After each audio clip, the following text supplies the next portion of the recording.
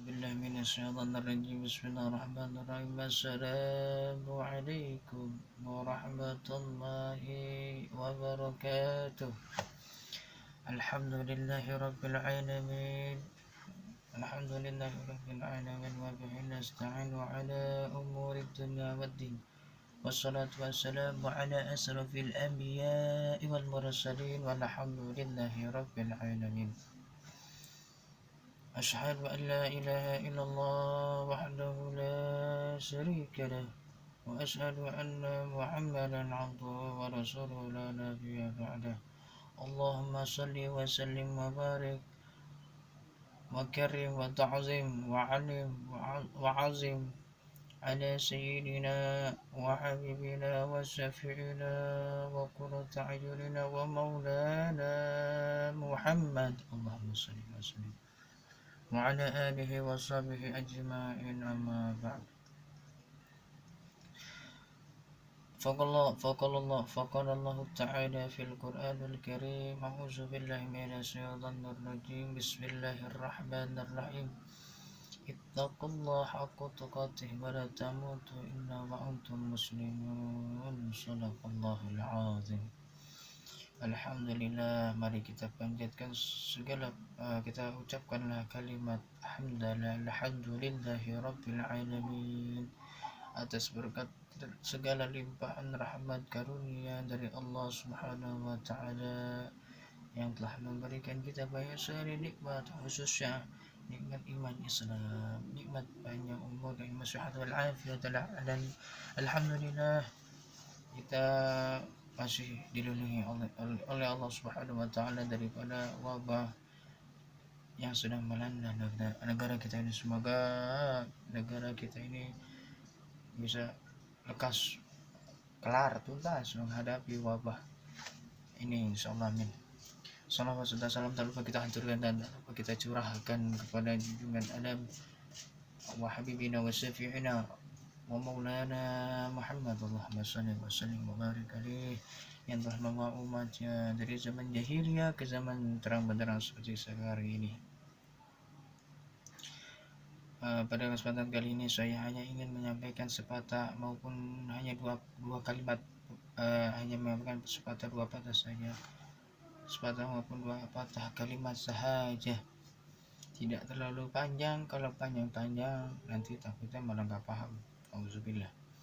Intinya saya mendapat nasihat daripada guru saya.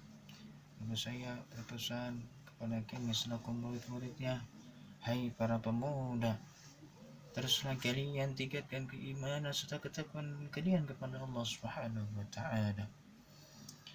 Kalian teruslah mendekatkan diri kalian kepada Rabbil Alamin, Zat yang Maha Agung, Zat yang Maha Mulia, Zat yang Maha Perkasa. Dekatilah Ia, insyaallah diri kalian akan selamat, dan kalianlah ini yang akan memperjuangkan dakwah syiar agama ini, syiar agama ajaran Islam, yang agama ajaran kalian yang akan meneruskan ajaran yang mulia ini.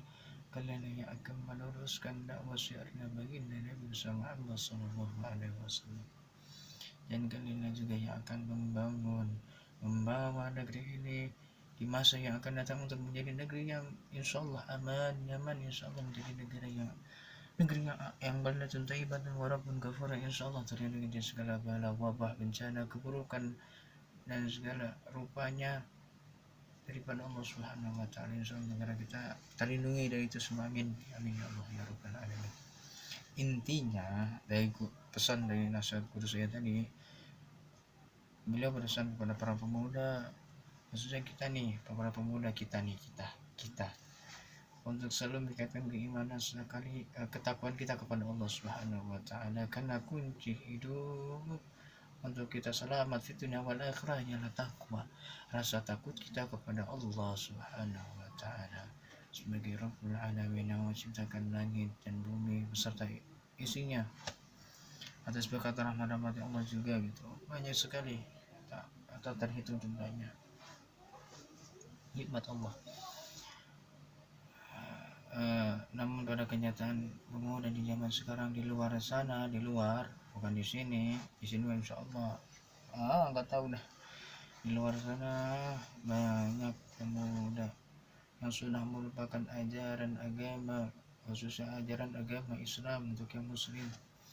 Mereka sampai melupakan akhlak dan adab. Pada sesungguhnya akhlak dan adab ini kunci dari uh, khususnya kita di masa depan yang akan membawa kita untuk menjadi insan yang baik insya Allah di masa yang akan datang. Karena kita kan adab dan akhlak ini bagaimana cara kita memperlakukan orang lain, khususnya orang yang lebih tua. Namun pemuda zaman sekarang tuh banyak sekali yang melupakan itu. Dan juga pemuda zaman sekarang tuh lebih banyak, lebih sering gitu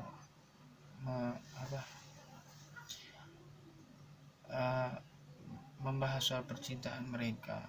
Lebih banyak dia lebih fokus kepada soal percintaan mereka, kisah percintaan mereka yang belum tentu percintaan mereka ini ya percintaan mereka ini akan bawa ke dalam ketaatan kepada Allah Subhanahu wa taala, atau cinta mereka ini akan bawa mereka ke dalam jannahnya Allah Subhanahu wa taala. Belum tentu. Mereka rela mengorbankan harta, waktu, tenaga mereka untuk orang yang mereka cintai, sampai mereka melupakan mengaji dan beribadah kepada Allah Subhanahu wa taala. Padahal Allah berfirman di dalam surah Az-Zuriyat ayat 65, A'udzubillahi minasyaitonir rajim. Bismillahirrahmanirrahim. Wa ma khalaqtul jinna wal insa illa liya'budun. Kata Allah nih, aku Allah tidak menciptakan jin dan manusia kecuali hanya untuk beribadah kepadaku, kata Allah.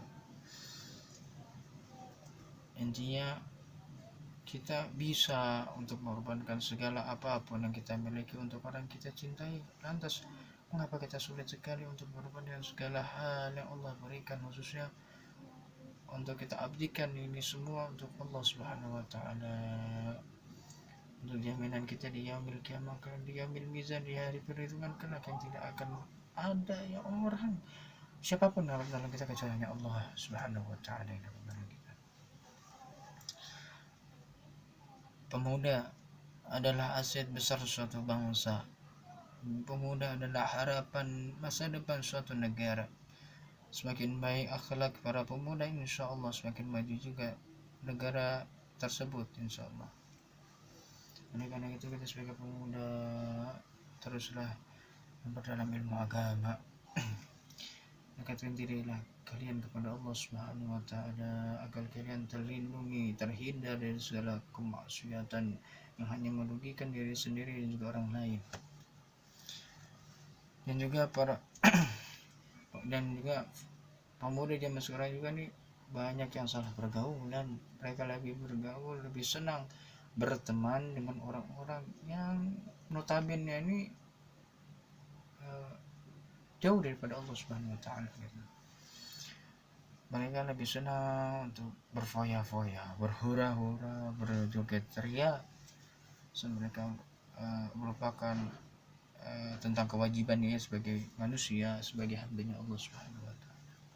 Karena sesungguhnya akhlak seseorang nih tergantung dengan siapa ia berteman gitu. Misalnya ia berteman dengan orang baik, insya Allah ia akan termasuk orang-orang yang baik, insya Allah.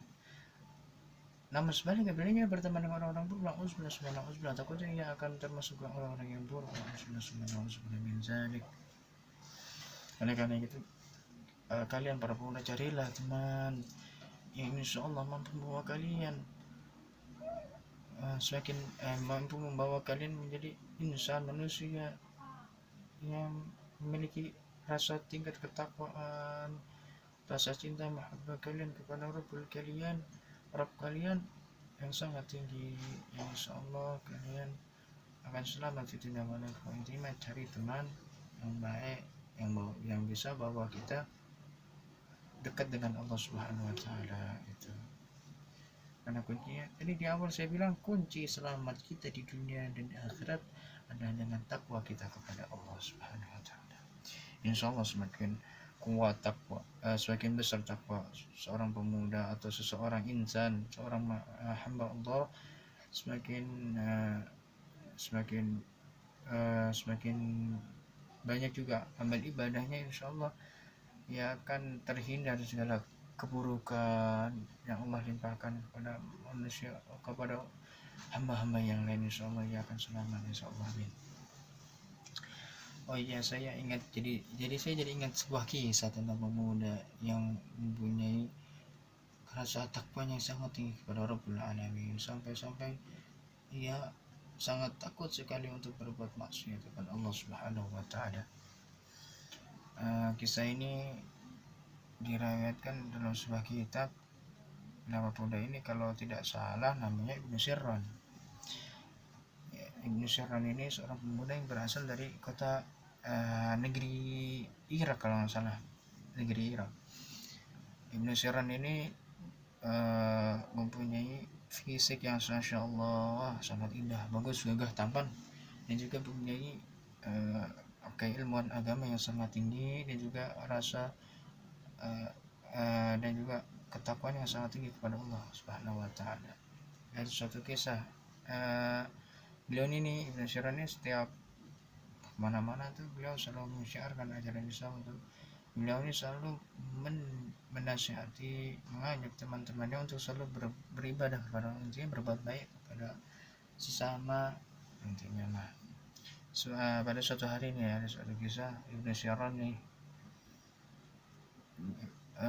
Ibnu Sirron kan rumahnya dekat dengan rumah seorang wanita yang sangat cantik dan juga kaya. Jadi setiap beliau pulang maupun pergi ke masjid maupun dari masjid, beliau ini selalu pasti lewat rumah wanita tersebut itu. Karena keseringan beliau lewat di Ibnu Sirron, akhirnya membuat wanita ini tertarik kepadanya. Memang karena beliau Ibnu Sirron ini masih muda, lalu wajahnya tampan, badannya gagah, tegap gitu, dan juga akhlak yang sangat mulia, dan juga mempunyai ilmu agama yang sangat tinggi, itu membuat wanita ini tertarik gitu. Akhirnya wanita ini nih merencanakan sesuatu hal yang buruk gitu, kepada Ibnu Sirron ini. Intinya wanita ini merencanakan, beliau meminta kepada dua pembantunya nih, dua pembantu, kalau misalnya ada Ibnu Sirron lewat nih, tolong bilangin ke dia bahwa tuanku lagi sakit gitu. Bilang ke dia kalau misalnya dia lewat, bilang tuanku lagi sakit. Coba. Nah, setelah itu pembantunya itu keluar menunggu Ibnu Sirron lewat pulang dari masjid. Akhirnya pas tuh lewat, akhirnya dua pembantu ini mulai beraksi. Dua pembantu ini nyamperin Ibnu Sirron dan bilang wahai tuan, kami mohon pertolonganmu, saya minta pertolonganmu gitu. Karena tuan saya lagi sakit di dalam rumah sini, tolong, soalnya di sini tidak ada yang lihat kecuali Anda tuan, tolong bantulah, tolong bantu tuan saya tuan saya sedang sakit keras, tolong sembuhkanlah.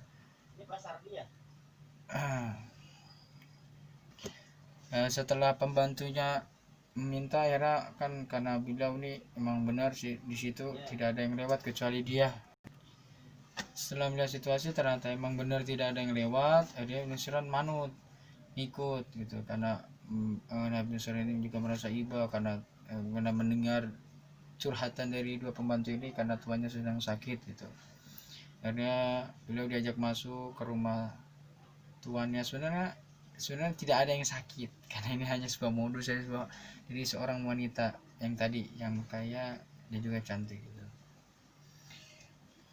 Lalu akhirnya beliau disuruh masuk sama wanita ini, karena kan tadi bilangnya kan tuannya sedang sakit. Ternyata emang bohong, nggak benar, itu berita hoax sekarang ini. Diajak masuk, karena dua pembantu itu pergi meninggalkan Ibnu Sirron jaga wanita ini berduaan saja gitu. Karena dikunci, akhirnya baru nih setelah ini Ibnu Sirron ngeh gitu, wah Yang saya dijebak ini oleh wanita ini ke dalam lubang kemaksiatan ini. Akhirnya karena benar, akhirnya wanita ini frontal atau ngomong kepada Ibnu Siron bahwa sesungguhnya dia ini tertarik kepada dirinya. Wanita ini tertarik dengan Ibnu Siron, dia ingin sekali untuk bisa berhubungan dengan Ibnu Siron. Padahal karena kan mereka ini sebenarnya belum nikah gitu. Kalau udah nikah mah apa dah, serah yang berhubungan gitu intinya. Namun kan Ibnu Siron ini seorang yang alim, yang ilmu, yang mempunyai akhlak yang sangat mulia, ketakwaan yang sangat tinggi kepada Allah SWT, lantas saya menolak gitu. Namun karena paksaan wanita ini yang begitu kuat, akhirnya Ibnu Siron berdoa kepada Allah, ya Allah, hamba sesungguhnya telah terjatuh ke dalam lubang kemaksiatan, tolong hamba agar hamba dapat keluar dari jeratan lubang iblis ini, ya Allah. Setelah Ibnu Siron berdoa tersebut, akhirnya tiba-tiba perut Ibnu Siron ini merasakan mules, sakit perut yang sangat amat dahsyat, itu ingin BAB. Akhirnya beliau izin ke wanita ini, apa ya, jadi wahai wanita, saya janji, setelah saya izin ke WC karena perut saya tiba-tiba sakit. Saya janji kalau saya setelah BAB akan berhubungan dengan kamu. Setelah itu akhirnya Ibnu Siron dikasih tahu nih sama wanita ini bahwa sesungguhnya kamar mandinya berada di sana, tidak terlalu jauh dari lokasi tempat mereka berdua. Setelah itu Ibnu Siron pergi ke kamar mandi. Akhirnya BAB, dia bingung, aduh setelah ini saya harus bagaimana ini, ya Allah. Akhirnya dia mendapatkan sebuah ide untuk melumuri badannya ini, bajunya ini dengan kotorannya ia sendiri gitu, tanpa rasa jijik, karena beliau kan emang pengen banget bisa keluar dari jeratan iblis ini. Akhirnya dia nekat untuk melumuri bajunya ini dengan kotorannya sendiri yang baru keluar tadi nih. Ini setelah melumuri, ia keluar dari kamar mandi menyampai wanita tersebut. Beliau bertanya, Ibnu Siron bertanya kepada wanita, apa kau sudah siap dengan saya dalam kondisi seperti ini gitu. Lalu wanita ini terkejut, terkaget gitu. Mana mungkin saya mau dengan engkau dalam kondisi seperti ini, yang penuh dengan kotoran yang sangat jorok. Walaupun kau gagal tampan, kalau misalnya penampilan kau seperti ini, mana mungkin saya mau samamu. Akhirnya wanita ini memanggil dua pembantunya tadi untuk mengusir Ibnu Siron. Akhirnya setelah diusir, Ibnu Siron pulang dengan kondisi baju yang penuh dengan kotoran. Tapi beliau tidak kecewa, maksudnya tidak merasa hina, tidak merasa tersakiti, terzalimi gitu. Karena beliau ini pulang nih, kondisi kan pulang bajunya kotor dan kotor, pasti otomatis kan dihina, orang gila gitu. Dan tidak merasa seperti itu, bahkan beliau merasa bahagia, sangat senang sekali bisa terlepas daripada jeratan lubang iblis ini gitu. Alhamdulillah.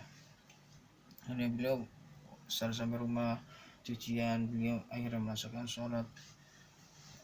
sholat itu sebagai wujud rasa syukur ia kepada Allah Subhanahu wa taala karena telah menyelamatkan dirinya dari jeratan kemaksiatan. Seperti itulah ini sekelumit kisah singkat dari seorang yang alim, pemuda yang alim, yang notabene pemuda sebenarnya di zaman sekarang mudah tergoyah gitu. Dan yang bening dikit langsung sosaraya gitu. Tapi lain dengan Ibnu Siron, beliau menolak untuk diajak berhubung berzina, beliau menolak gitu. Dia sholat mengucapkan rasa syukur kepada Allah Subhanahu wa taala gitu. Intinya dari kisah ini, jadilah kalian para pemuda yang mempunyai akhlak yang mulia, ilmu agama yang tinggi, serta ketakwaan yang sangat tinggi kepada Allah Subhanahu wa taala. karena agar kalian dapat terhindar daripada lubang kesesatan, lubang kemaksiatan, lubang iblis, agar kalian bisa selamat di dunia dan akhirah. Sesungguhnya nafsu hanya membawa kalian dalam kesengsaraan, melainkan kalau kalian begitu iman, insya Allah kalian akan membawa kalian ke dalam kebahagiaan, insya Allah. Singkat kalam, saya berpesan singkat lagi, diulangi lagi, saya ingin berpesan ulang lagi. Jadilah kalian pemuda yang beriman dan bertakwa kepada Allah Subhanahu wa taala, serta menuntut ilmu sesuai ilmu agama sebaik-banyaknya, agar kalian dapat membedakan mana yang hak, mana yang batil gitu. Juga kalian harus memupuk rasa akhlakul karimah yang sangat tinggi gitu, menghormati orang yang lebih tua, menghargai orang yang lebih muda daripada kalian gitu.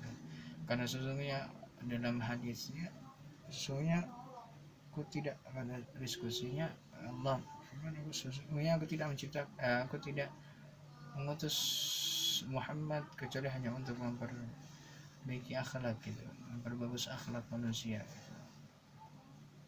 Dan akhlak ini insyaallah akan membedakan antara kita dengan hewan gitu. Akhlak tahu mana tempatnya makan, mana tempatnya minum. Manusia tahu tempatnya makan. Kalau hewan kan enggak, pas sudah makan ambil aja makan, belum tentu kan itu sebenarnya bukan punya dia gitu. Intinya seperti itu. Cukup sekian ceramah singkat dari saya. Kalau misalnya banyak salah kata maupun yang agak sedikit kurang jelas, mohon dibawakan pintu maaf yang sebesar-besarnya. Cukup sekian, wabillahi taufiq wal hidayah. Wassalamualaikum warahmatullahi wabarakatuh.